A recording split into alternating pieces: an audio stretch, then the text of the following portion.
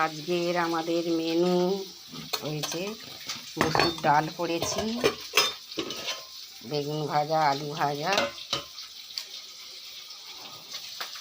আর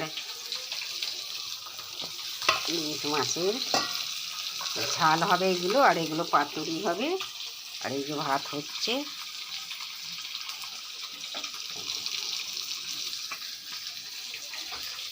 এগুলো কলা পাতা দিয়ে পাতুরি করব, এই কটা মাছে। আর এইগুলো কটা ঝাল হবে, সর্ষে বাটা দিয়ে, ইলিশ মাছ সর্ষে বাটা দিয়ে ঝাল করব।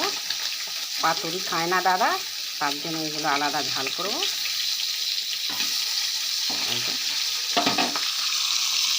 আর আমার মেয়ে নাতনি এসেছে, হবে এখানে ভাত চাপছি। ঝাল হবে, পাতুরি হবে, কলা পাতা কাটা হয়নি এখনো, দেখানো হয়ে গেল।